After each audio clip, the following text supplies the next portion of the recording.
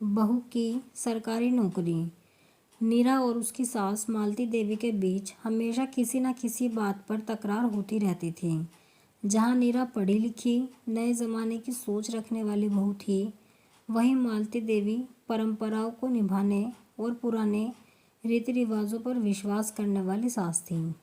नीरा का सपना था कि वह एक सरकारी नौकरी करे और अपने पैरों पर खड़ी हो, लेकिन सास को यह बात कभी पसंद नहीं आई। मालती देवी का मानना था कि बहू का असली काम घर संभालना और परिवार की सेवा करना है। एक दिन मीरा ने सरकारी परीक्षा का फॉर्म भर दिया, लेकिन डर के कारण सास को नहीं बताया। जब मालती देवी को उस बात की भनक लगी तो उन्होंने नाराज़ होकर कहा, घर में जो काम है वो कौन करेगा?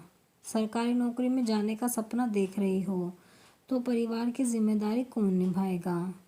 नीरा ने शांत रहते हुए जवाब दिया, माँ जी, अगर मैं कुछ बन गई तो हमारा घर और बेहतर चलेगा।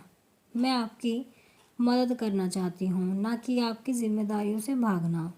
मालती देवी ने गुस्से में कहा, अगर नौकरी करोगी तो मेरी सेवा कौन करेगा? मुझसे उम्मीद मत रखना। नीरा चुप रही और तैयारी करती रही। परीक्षा के नतीजे आए और नीरा का चयन हो गया।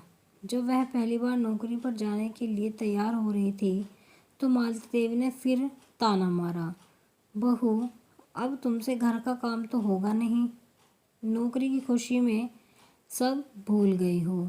लेकिन कुछ ही महीनों में चीज़ें बदल गई।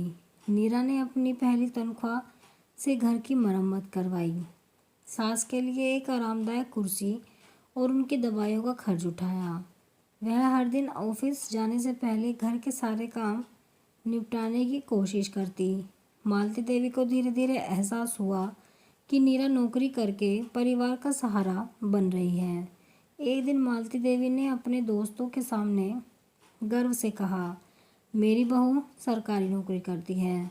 उसने हमारा नाम रोशन कर दिया और हाँ, घर भी उतना ही अच्छे से संभालती है। नीरा ने मुस्कुराकर कहा, माँ जी, ये सब आपकी सीख और आशीर्वाद से ही हुआ है। मालती देवी को उस दिन समझ आया कि बहू का सपना परिवार की भलाई के लिए था। सीख, सास बहू के रिश्ते में अगर एक दूसरे को समझने की कोशिश की जाए तो हर सपना पूरा हो सकता है और हर रिश्ता मजबूत हो सकता है। आप कमेंट में ज़रूर बताएं कि आपको ये कहानी कैसी लगी है, आपके क्या विचार हैं इसके बारे में। अगर आपको कहानी पसंद आई है तो वीडियो को लाइक करें, शेयर करें और चैनल को सब्सक्राइब करें ऐसे ही कहानियों के लिए।